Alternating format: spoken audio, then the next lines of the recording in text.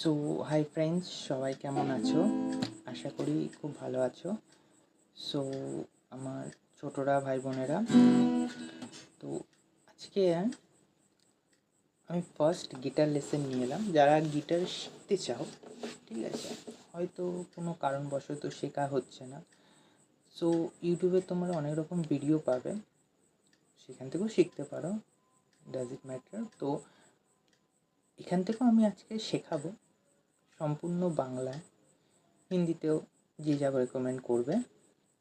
তো গিটার শেখার আগে আমাদের কিছু জিনিস জানতে হয়, যে আমরা যে গিটারটা ইউজ করছি, ঠিক আছে, আমার হাতে যেটা আছে এটা হফনারের স্প্যানিশ অ্যাকোস্টিক গিটার। ওকে, সো 2016 মডেল। তো গিটারের টাইপস আগে বলে নিই। তো এটা হচ্ছে তোমার 6 স্ট্রিং, 7 স্ট্রিং হয়, 8 স্ট্রিং হয়, 12 স্ট্রিং হয়, ঠিক আছে। এটা 6 স্ট্রিং অ্যাকোস্টিক গিটার। তো অনেকের মনে কোশ্চেন আসে, আমি যাদেরকে শেখাই, আমার যে স্টুডেন্টরা, তারা আমাকে জিজ্ঞেস করেছিল, স্যার ইলেকট্রিকও তো আমরা ব্যবহার করতে পারি। তো আমাকে বলে, স্যার দাদা যে যা বলে, তো হ্যাঁ, ইলেকট্রিক তুমি ইউজ করতে পারো অবভিয়াসলি, বাট ইলেকট্রিকের ব্যাপারটা হয় কি, অ্যাকোস্টিকটা আমরা স্টার্টিংয়ের জন্য প্রথম ধাপ হিসাবে আমরা acoustic guitar, Spanish acoustic guitar. এবার গিটারের টাইপস হয় কি, বেবি হয়, বিগ বেবি হয়, দেন এটা বড় আমাদের স্প্যানিশ। ওকে, তো এই হচ্ছে ব্যাপার। তো ইলেকট্রিক তোমরা সুইচ করতে পারো, কোনো অসুবিধা নেই, কিন্তু ইলেকট্রিক গল্পটা ব্যাপারটা হচ্ছে কি, ভুলের কোনো ভাই অপশন নেই এখানে, ঠিক আছে। মানে ওখানে যেমন একটা যেরকম কোনো ভুল নোট বাজাচ্ছি, ধরো 16 1 2 3 4 যদি বাজায়, মেবি কোনো কারণে একটা স্ট্রিং আমাদের 15টা ওপেন বেজে গেল, তো খুব বাজে লাগে। তো সেই জিনিসগুলোকে একটু ঠিকঠাক করতে হবে, নয়েজ যেটা না আসে, অনেক সময় একটু আওয়াজ দেয়। আমি বলবো প্রথম অ্যাকোস্টিক শিখুন। তো আজকে আমরা প্রথম লেসন দেবো কি, হ্যাঁ ভালো কথা, আর গিটারের বডি পার্টস নেম আমাদের খুব দরকার হয়। তোমরা গুগলে লিখতে পারো Spanish guitar all body parts name, সেখানে গিয়ে তোমরা সার্চ করতে পারো। তো এবার চলো নতুন আমরা লেসনে শুরু করা যাক। তো প্রথমে আমাদের কি করতে হবে, আমাদেরকে জানতে হবে গিটারের তারের ব্যাপারে, ঠিক আছে। 6টা তার হয়, উপর থেকে ই, A, D, G, B, C, ঠিক আছে। এই হচ্ছে আমাদের ওপেন নেম। তাহলে কি বললাম, 16 ই, উপর থেকে ই note, E, A, D, G, B, ই। ওকে, তো আমার একটা ব্যাক ক্যামেরা করা হচ্ছে না, ফেস ক্যামেরা আছে, তো ওই জন্য তোমাদের একটু অসুবিধা হতে পারে বোঝার ক্ষেত্রে, তো ওই জন্য সরি। তো এবার আমরা কি করব, প্লেকটাম, পিক, যে আমার হাতে যেটা আছে অলিজারের, তো এটা জ্যাজ পিক আছে। তো তোমরা জ্যাজ পিক নিতে পারো। জ্যাজ পিক আর নর্মাল পিকের পার্থক্য যদি বলো, যেটা আমাদের নর্মাল পিক আছে 5.8 mm। তো প্রথমে জানতে হবে এই জিনিসগুলো, নলেজ একটু রাখতে হবে, হ্যাঁ, যে আজকে আমার ক্লাসটা অ্যাজ এ থিওরি বেসিসে হচ্ছে, হ্যাঁ, ফার্স্ট ক্লাস। আশা করছি, আই হোপ তোমরা খুব সাপোর্ট করবে।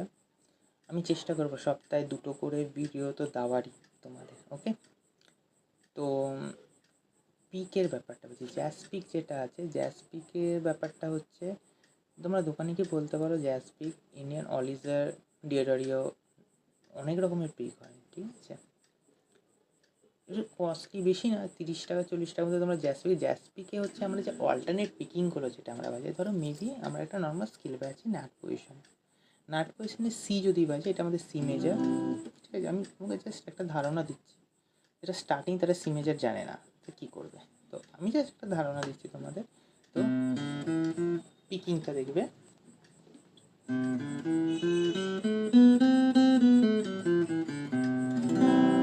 হলো তো সারেগামা পাতা নিচে। এবার এই জিনিসটাকে যখন ফার্স্ট বাজাবো,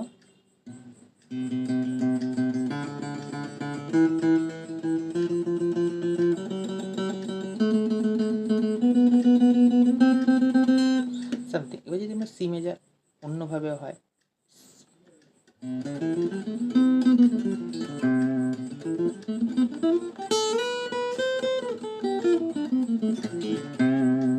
এই জিনিসগুলো যে ফার্স্ট যে ব্যাপারটা অ্যাজ এ জ্যাজ পিক ছাড়া তুমি নর্মাল পিকে আনতে পারো না। মিনিমাম জ্যাজ পিক তোমার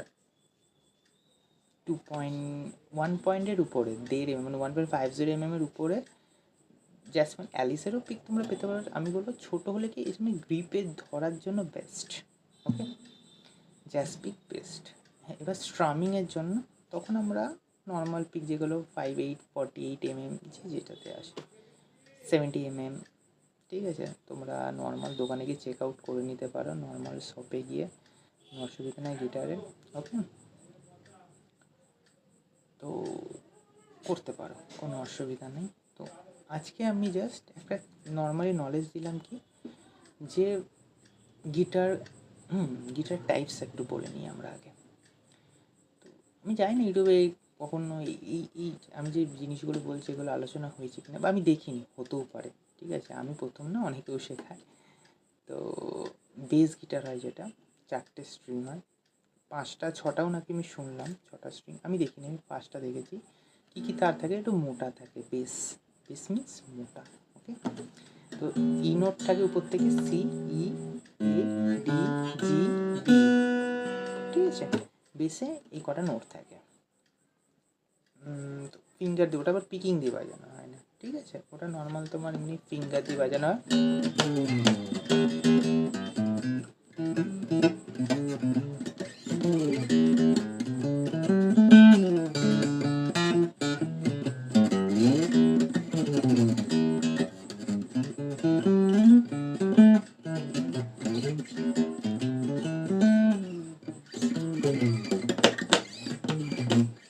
সামথিং।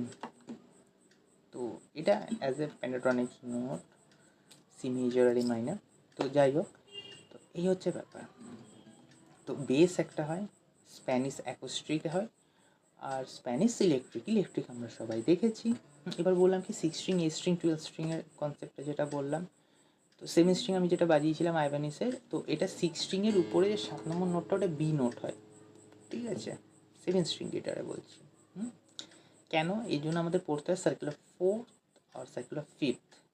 আই ডোন্ট নো এই নিয়ে বললাম, আগেই বললাম কি আলোচনা করেছে কি না। তো আমি এখানে শেখাবো যে circular 4, circular 5th, interval mapping, triads, diatonic notes.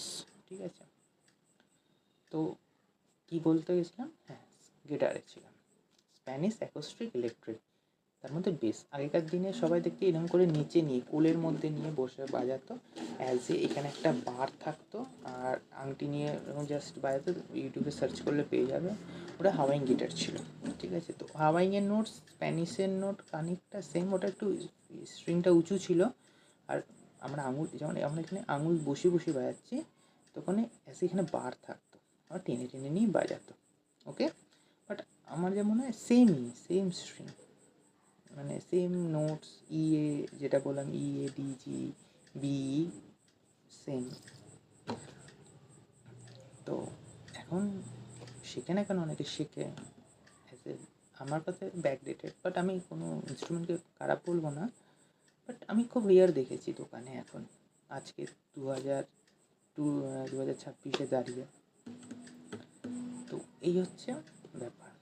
তো আমাদের প্রথমে কী করতে হবে, প্রথম নেক্সট লেসেনে, আজকে তো আমরা জাস্ট কনসেপ্ট বললাম, জাস্ট একটা থিওরি দিলাম, কারণ আমি মনে করি গিটার বাজালে হলো না বা গান বাজালে হলো না, এটা আবার মাথায় রাখতে হবে যে গান বাজালে, এটা আমি জানি না, এবার আমার থিঙ্কিং বলছি, আই ডোন্ট নো, আমার থেকে বড় বড় যারা উস্তাদ বা দাদারা, যা স্যার যদি বলো আছে, মানে যাদের আমি বলতে পারছি না, জাস্ট আমার মানে আমার থিঙ্কিং, সবার মত তো এক না।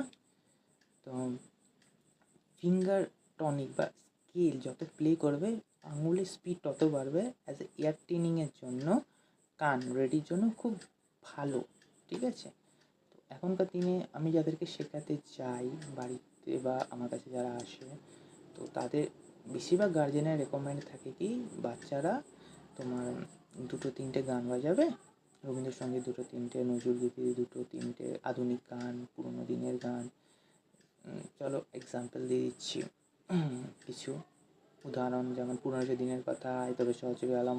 আমি শেখাই গান, আমি বলছি না, আমি বেসিক্যালি শেখাই, যদি জিজ্ঞেস করো অ্যাকোস্টিক শেখাই, ইলেকট্রিকটাও মোটামুটি, মানে আমি থিওরি নলেজ দিই, ঠিক আছে? আমি সব জানি এটা বলবো না, জানি, সব জানি নয়, ঠিক আছে? তো আর ক্লাসিক্যাল 3টে লেসেন আমি 3টে শেখাই। নোটেশন যদি বলো, অ্যাজ এ স্টাফ, ট্যাব, আর একটা আমাদের যেটা এখন অনেক টিচাররা দেয়, আমি এখানে কোনো টিচারের নাম করবো না, দুর্গাপুরে অনেক টিচার দেয় ডায়েরিতে, যেটা বলে আশা করছি এটা আমি ভাতখণ্ড পদ্ধতি বলি। তো 3টে স্টাইলই, কারণ আমি মনে করি আমার স্যার যিনি আমাকে, বা আমি দাদা বলি তাকে, দাদা আমাকে সবসময় একটা কথা বলে যে একটা গিটারিস্টকে সব রকমই জানতে হবে অ্যাজ এ ইনস্ট্রুমেন্ট প্লেয়ার, যে সিঙ্গার ক্লাসিক্যাল গাইবো, ওয়েস্টার্ন গাইবো না, তো এটা কোনো ম্যাটার করে না, গিটারেও সেম, আমাদের সব কিছুই জানতে হবে, ঠিক আছে? তুমি অ্যাজ এ ডেসপাসিতো বলো, অ্যাজ এ পুরনো শিশুর দিনের কথা বলো, তারপরে হিন্দি গান যে কোনো নীল নীল আম্বার আমার মাথায় এটা আছে, গুলাবি আঁকে বলো, সব কিছু জানতে হবে আমাকে। হুম, এই না যে এটা বাজাবো, এটা আমার ক্লাসিক্যালও যদি আমরা বলি যে আমি ক্লাসিক্যাল জানবো না, তো সব জানতে হবে আমাদের। ওকে, তাহলে এইটুকু আমি নলেজ দিলাম, ভিডিওটা অনেক বড় হয়ে যাচ্ছে, তো এখানে আমি স্টপ করলাম। নেক্সট ইয়েতে আমি লেসন দেবো কিছু, তো নেক্সট ইয়ে থেকে আমরা শুরু করবো, but theory is a must আমাদের।